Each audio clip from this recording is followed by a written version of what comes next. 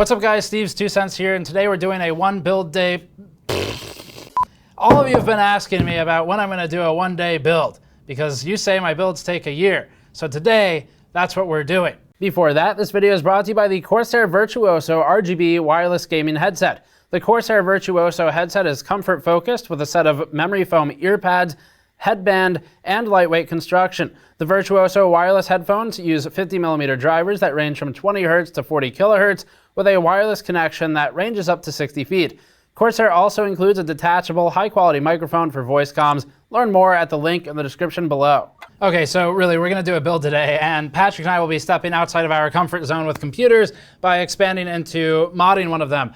It's been a number of years since I've done any kind of case mods. I think the last time I did them was probably about 10 or more years ago, and at the time, it was an Iron Man mod and like a Hemi mod on a case. Didn't even really like cars, just thought it looked cool. And so that's the last time I had any experience with it. We are not experienced modders, but what we want to do is not submit an entry to Cyberpunk's Cyber Up Your PC thing that we ran ads for in the last week or so, but actually just try and do it. So what we're going to do is mix two things.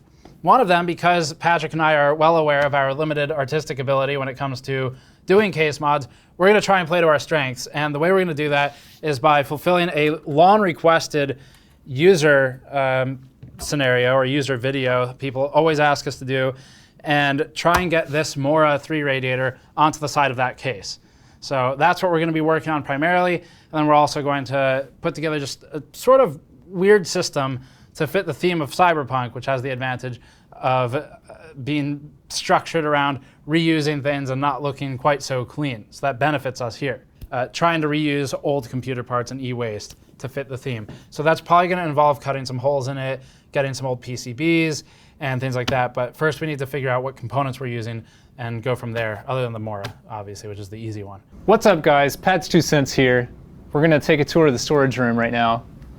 Steve's 2 Cents here. It's not shade at Jay. Everybody's always like, lol, love the Jay shade. It's what you'd call a reference, because we're referencing him. We could use Jay here to do the water cooling. Yeah, we could actually use Jay's help. Jay, please come over here and help. He's much better at this than us. Okay, so we need to pick out parts. And my thinking is weirder is better, because the weirder the components are, the more we can mask our inability to competently mod the system. Yeah. Because then everyone will be focused on the components and they won't even know. Are you recording? Don't do that. If weirder is better, then we have a selection of Chinese motherboards that we bought on AliExpress. Yes. Some of them are... I think I bought that in person in Huatianbei. Yeah, I think so. This one is cool in theory. I think this is the one we did the BIOS modding on, if that wasn't the other one. But is that like the Russian? Yes. The Russian enthusiast board? But it doesn't look especially interesting. It just looks like a normal motherboard. Yeah. So I like the Huananger board. Yeah. Which is a dual socket X79 board. So it's not really X79, but dual socket. We did a whole review on it. It was a lot of fun. You can check out the previous video on that, but kind of a weird size. It's not going to take up the whole height of the motherboard tray. So we're going to have dead space in there.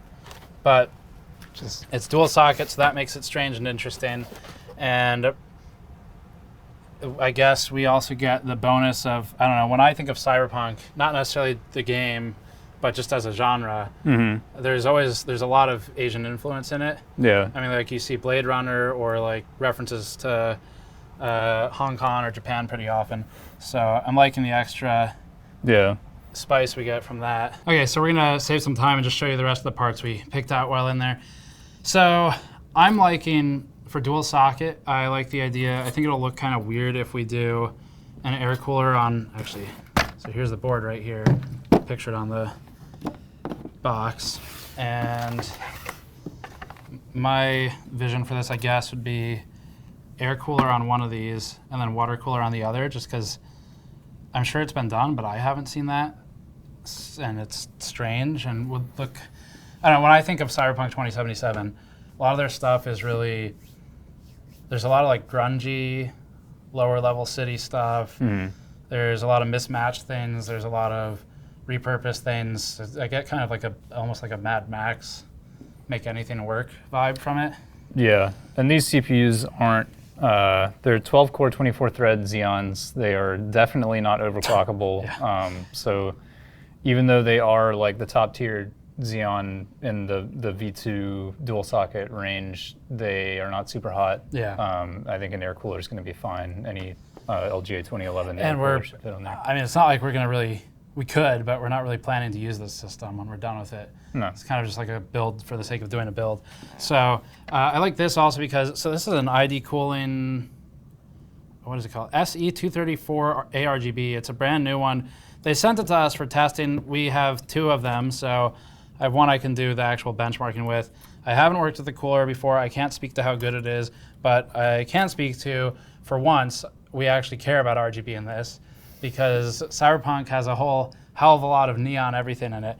So we've got this sort of like patterned design on the top that will, I think it pulses an ARGB pattern or something, plus matte black. So I think that's going to fit the theme really well. And then we'll have ARGB fans on the bottom that are 200 millimeters to give us a big like kind of void-like circle. And we'll just probably match these all, not doing like the rainbow RGB effects, but probably pick more blues, yellows, purple they use a lot of. We'll find a controller for that later. This board obviously doesn't have RGB controls built in. Yeah, that's going to be not too much of a challenge, but we have controllers. Yeah. These are wheel chocks from the Baroach wheel case that we reviewed. They're just solid rubber, and they've got adhesive on one side. We brought them out because the MO, oh, that's handy, they labeled it, MO-RA3. Mora, yeah. The Mora. Which I think stands for? Mora cooling for your PC. So we need, okay, we'll talk about that in a minute. We need the wheel chocks to just help elevate the rad. On the left side of the case, conveniently, I think that is almost exactly the size of the side panel. Yes. So that's gonna work out. Look at that, that's like almost dead on. So for the front panel, we were thinking it's a very smooth, plain design stock. So we're thinking maybe do some battle damage, maybe bullet holes. If the bullet holes don't work out, we can always make the holes bigger. Yeah. But we're gonna do some damage here so that you can see through, and then we're gonna back it with flat PCB. Yeah, we need to find some PCBs. This is where the e-waste can come in. So we'll probably go over to Cramden Institute, which is a local e-waste recycler, and they build and refurbish computers and distribute them to people who actually need the older computers. So they're a really good cause. I'll link them below just because I like the work they do. But they're a nonprofit. We're going to go over there probably and see if we can just pull some older colored boards, like non-black boards that we can pull. It gets something from maybe 5-10 years ago. So we'll go for that.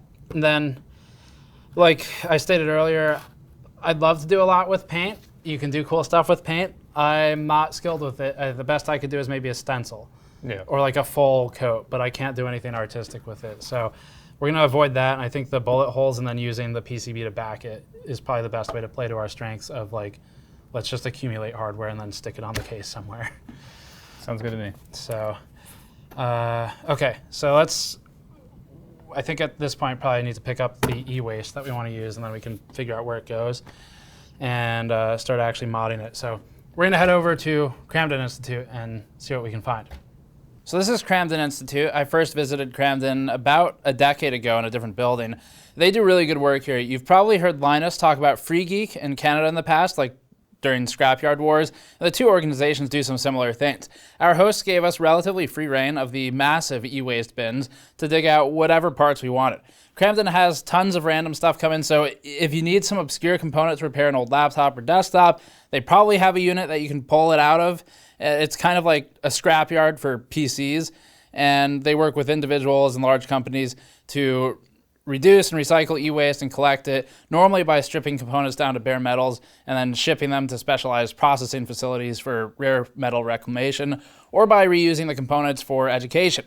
So we recently, for example, showed on the side channel how we dropped off a bunch of cases, mod mats, and components for Cramden to use in its PC building workshop for middle and high schoolers. And they also refurbish and reclaim computers to sell for cheap to people who can't afford them. So we really like the work they do. We're happy to support them. And of course, extremely appreciative that they were able to support us on no notice by helping us get access to some just cool stuff we could use for this mod. And within an hour, we were able to dig everything we wanted out of the bins, plus some extras. They, for example, had IBM Model M keyboards that Patrick was tempted to buy for himself. So we'll link them below in case you're local or in case you want to donate to their nonprofit organization. And if you want to stop by, I'm sure they'd be happy to receive you. Just give them a call. Okay, so we've acquired a bunch of stuff, and we also have, I should point out, some stuff from viewer submissions, like a lot of dead CPUs, or CPUs that might have been functional and then viewers just shoved it into an envelope and whatever happened on the way here. We didn't ask for functional CPUs. Yes, we specifically asked for dead ones. So we have a bunch of those that I'd like to use some of them in this mod at the same time as just like a shout out to the viewers who sent that stuff out. And in addition to that, we have, I don't really know that we can make use of this today, but when I picked this up, it's a Dell server board. My thought was replacing a side panel with it, but I think since we're doing the Mora thing, we'll probably not do that. And we can either use it to cut apart later, or we can just use it as a separate mod thing in the future, or even just hang it on the wall. I don't know. All of this stuff was going into the electronics recycling facility to be chewed up. So yeah, we should clarify that. So it's not like it's being wasted for this project if we cut it into pieces. This was in a bin to be shredded. And what was going to happen to it was Cramden works with some metal recyclers. They reclaim the gold and other rare earth metals that are reusable. Otherwise, it's completely non-functional, and we bought some stuff while we were there too. So it works for everyone. Okay, so other stuff. Do you want to talk about why? I don't know if I picked this or you, but. So we picked up a couple motherboards here. They actually look pretty undamaged, but we don't need them to be undamaged for our purposes. We need them to be pretty colors. So we picked up a red one. Nobody makes red motherboards anymore. That's disgusting. Yes, I stuck my hand right in that. So we think the design on the back of here looks really good. The trace layout, especially on this one here, I think in the light, the copper and the dark green. We need Buildzoid to tell us if it's T-topology or daisy chained. I'm sure these boards were built for overclocking. Actually, yeah. What's the socket? This is 1999 Athlon. Socket 939, Athlon 64 in here. Socket 462. We also have this, and don't know what to do with it. I don't think I wanted it. And that's the end of the story. We should play Cyberpunk. At Cramden, they told us they would disassemble these and use them as helmets. Yeah. Around the office. Yeah. Yeah. So basically, everyone in this industry is professional. Yeah, exactly. Everyone knows what they're doing, and everyone's professional. Okay, speaking of knowing what we're doing, that was almost a Linus transition into an ad. Yeah, I guess we should definitely test boot this, make sure it still works before we do a whole build around it. And if you want to work on that, I guess the thing I want to do first is probably try and get holes in the case for that radiator. Okay. Okay, so I think we are not going to use the wheel chocks, unfortunately, as much as I like them, and instead we're going to use just some of the actual e-waste that we have from Enermax. They actually make this and sell it at full retail prices, just pre-made e-waste that you can buy for anything you want to use it for. It costs full price. They market it like it's a fully functional liquid cooler, but actually it's garbage. So we're going to use it for this, and the plan is to just stand up the Mora on top of these. So we might be able to do something interesting, sort of routing this into the front panel or into the, well, that's got liquid into it, or in the side panel and getting some kind of wiry garbage going on. The Mora will end up standing on this. So Patrick determined that the distance from where we want to mount the Mora to the table is exactly 2 Enermax radiators tall, and we've got 4 total to use, 2 on each side. We'll mount it, stand them on those just to give it some extra support, because I'm not really confident that this radiator, once it's filled with water, will hold on its own with just the screws, and they fit our theme of e-waste anyway. So that's the solution. Need to drill the holes though.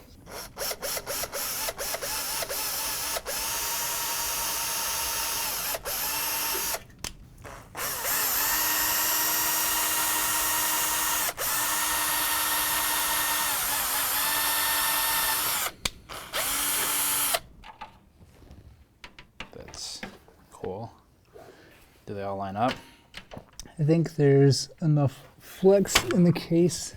Yeah, to make the case line up. Yeah, because these aren't. Yes, I think these Okay. will work. We'll see how it does with the glass panel on.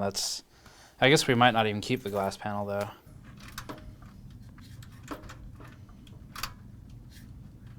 Ton 2 holes, so that one's gonna. This is mounted now. Patrick finished up getting this kind of figured out. We drilled the holes where necessary to get it in. There's some additional airflow holes in the case now, and we're standing on the 2 Enermax radiators high of e-waste. One of the things discussed was that these things are extremely nasty, so I don't know if we expose that for purpose of the mod or if we like find some kind of jerry-rigged mounting solution to just get like a Dr. Octopus kind of set of tubes and stuff coming out of the thing. But next step, I probably want to buy some compressed air to blow out some of the debris, and then you did a test spray paint that we should show. That was actually really cool. Yeah, so I guess we can do this over here. Yeah. This is the stencil that I made yesterday, and I just wanted to do, we have 3 colors of paint here. We have some primer left over from the pink and white build right there. I don't think you could see any of the painting I actually did in that, which is good because it was terrible. We're going to do a better job this time.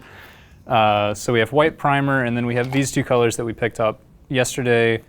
Yellow for the Cyberpunk logo, and then blue for some accents on the logo. We've been looking around at their branding, and they do kind of like a teal drop shadow or outline. And we did some test sprays. The fluorescent yellow can't mask a darker color very well, so this is what it looks like when it's just straight over the dark blue. I'm not really happy with that color, but I am happy with the kind of offset colors. You can see there's the blue shows up here and the yellow shows up here. That's spraying in like 2 different directions with the stencil on top. Since it doesn't lie completely flat, some of the paint can get on the edge. And then this is more like what we want. I think I can do it more directly to get a cleaner edge on this, but we have the, so we have the 2 tones visible, and then with the UV lighting, Steve's got some UV tube lights that we can put in. I think that'll look really cool. Yep, looks really good. I'm pretty impressed with it. Fortunately, Cyberpunk picked yellow for its branding because high visibility vest yellow is really easy to get. Yeah, so your choices for this were orange or yellow, I think, with the lows. Yeah, really common for construction and normal use. So yeah, so we're gonna do that. I guess we probably want to spray that on the panel after drilling the holes in it. So you started, and we should finish this, but marking spots that can't be drilled just because it's where these mounts are. Yeah. We also did a repair on the panel from a complaint we had in the review, I don't know, a year ago whenever we reviewed this. And these ones had come out, which was a Cooler Master manufacturing issue. Yeah. So those have been glued back in. And I think we're just going to mark roughly where each one of these is. And then if we want to do a bullet hole near it for some flare, we could do something here. I'm thinking like a spray from like a machine pistol or something. I don't know what kind of weapons they have in the game, but we're going to assume that there's ammunition. They have praying mantis arms. Irregular line of holes here. I mean, I feel like I'm putting way too much thought into this. Probably. We can get a gun and shoot it. Yeah. Do the We're in America. do the Just hard take it to a drive range. the hard drive maneuver on it. Yeah. Um, Well, that's true. We do actually have something literally with bullets in it. So if we want, this is from, I think this is from Mustangs by Matt. He's one of our viewers. And I don't remember if it's his, I mean, shout out to Matt. I don't remember if it's his job or his hobby, but part of what he does entails destroying customer hard drives, well, destroying the data on customer hard drives. And this is a pretty good way to do that. So Yeah. there's actual bullet holes, I guess. I forget what he said he shot that with. Yeah, let's, we can line up a bit with that. That way we get a size that's somewhat accurate. That's about right. Okay, yeah, let's drill some holes, I guess.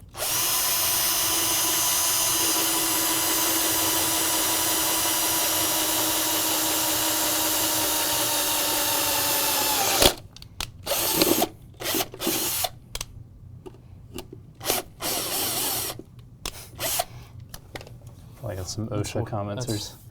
That's weird that they use wood to make the inside of this panel.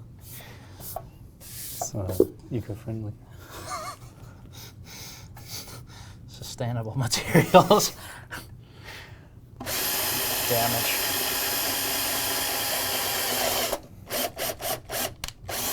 Cooler Master's going to see this video. They're going to think, not again.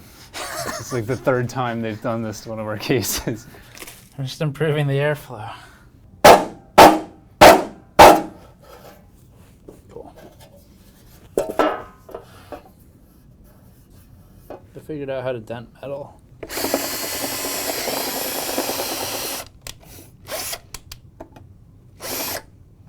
A Dremel might be sufficient. We could take an angle grinder and just put a gash. I guess it depends on if we want it to cut through or if we just want it to be scratched.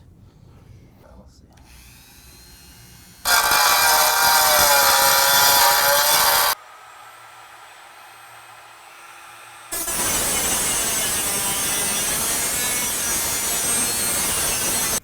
That looks pretty good, yeah. Yes.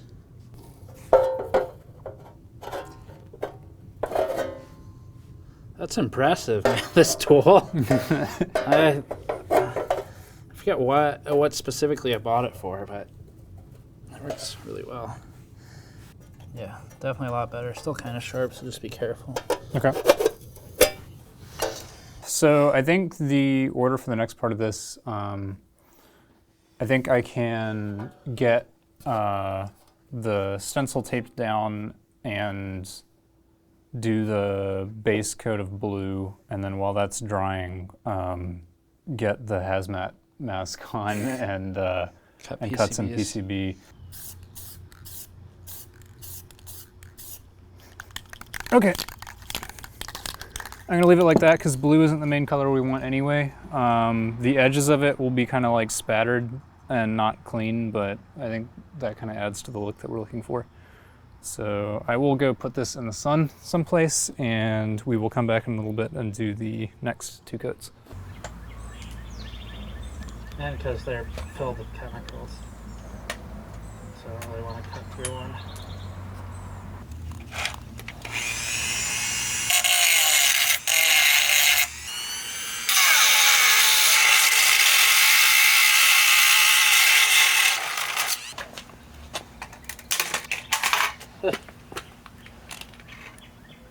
Do you remember that one time? You needed subtitles. Do you remember that one time that Jay drilled holes through the motherboard? I remember that time.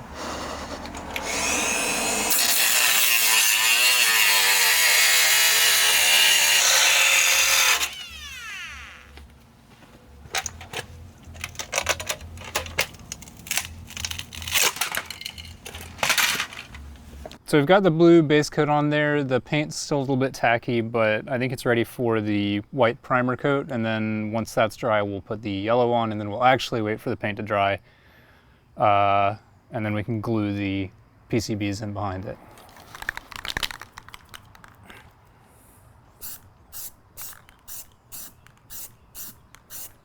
So because the frame is separate, we can actually attach the PCBs while the aluminum section is drying out there, as long as we don't cover up these screw holes that are for attaching the aluminum section. So I think we're probably just gonna epoxy the PCBs on. We don't really have to. We can use whatever. We could use tape if we wanted to, but that should be the most secure, I think. And we have some already. So these are now sized to fit. It might be a little tall if we do it like that. But this is the idea. So that looks really cool, honestly. Would be a cool front panel design on its own, but I think the battle damage we've done is also pretty cool. Luckily, the aluminum is fully removable, so we could just change our minds about that at any point. Check it out.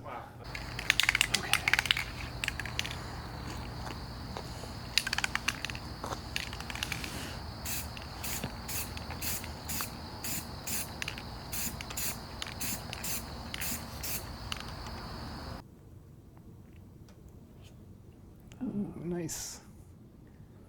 So it is a little fuzzy around the edges, but I think that's kind of what we wanted. It makes it actually look like it's been spray painted on there rather than just printed on. I kind of like it. So it is UV reactive, so we can use some of Steve's tube lighting. So nice. So I will clean up these crosshatches here that I used to align the logo. We have the PC, I did this off camera, but we've glued the PCBs into the frame and we're just waiting for those to dry now. So we can take a look at how those are behind the front panel, and we may or may not want to take more aluminum off so that we can see more of the PCB. We can make that decision later. But I'm happy with this logo. Looks good to me. Nice.